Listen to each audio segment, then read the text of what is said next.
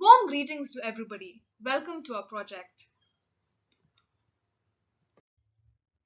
Described by UNFPA as the fastest growing global crisis in a century, COVID-19 is something that we're still trying to recover from. Lockdowns, movement and travel restrictions that still continue ensured that people and vehicles kept off the roads, production decreased worldwide, and air quality thereby improved. People felt that environment could finally breathe and recover. But how long will this recovery last? This is what my partner and I have tried to examine through this project, whether COVID restrictions have brought a boon or a bane in disguise. So now let's discuss the direct and indirect effects that these restrictions have brought on the environment. Last year, it was reported that the ozone hole closed completely. Contrary to what people think, it had nothing to do with the advent of the pandemic or people sitting at home. However, right now, since the COVID restrictions have started, chlorofluorocarbon levels have skyrocketed, especially since countries across the world have boosted their production to recover their fallen economies. Again, people have started buying new cars and second-hand cars and automobile parts just to travel privately. They're avoiding public transport for fear of contracting the virus. Use of hand sanitizers and antibacterial soaps is another problem. These are very important in our fight against COVID. However, some of these products contain a chemical compound called triclosan, which causes allergies, pregnancy issues, and even cancer. The problem of superbugs or microbial resistance is still there. Research finds that there are new strains of virus, fungi, and bacteria being formed that are resistant to hand sanitizers and antibacterial soap. So it is easier to switch to a regular soap and water which does not have these problems. Next is the dilemma of disposables.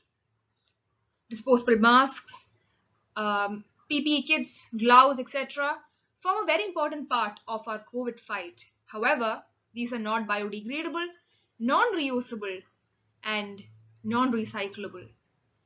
Very few of them find their way to the incinerator, but most of them somehow find their way to the ocean and landfills, thus polluting them.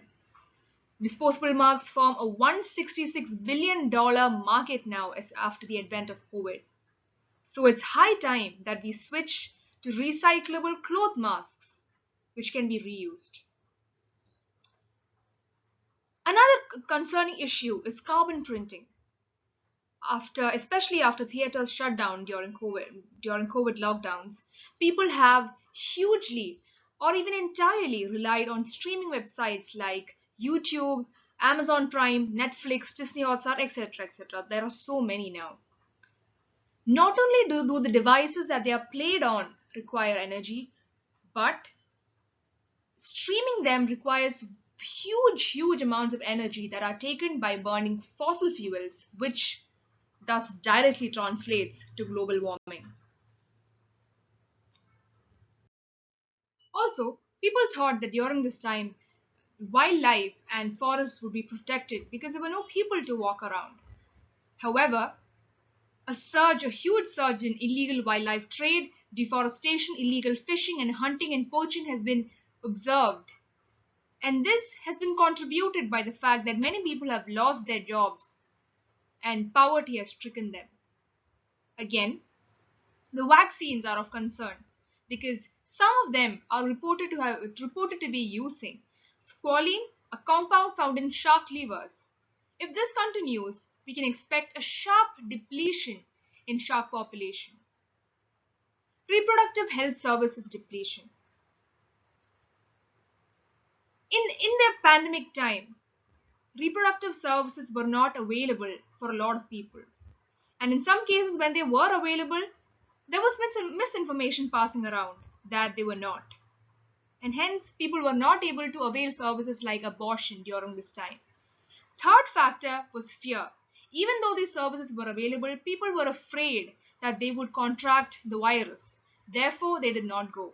Therefore, family planning has gone haywire for a lot of people in the world.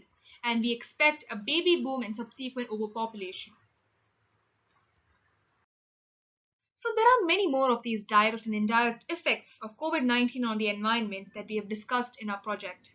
Each issue must be understood carefully and adequate solutions must be made. Countries across the world must revise their environmental policies or replace their existing ones. Environmental conversations must take the stage now and they must not be stifled amidst the pandemic. Thank you.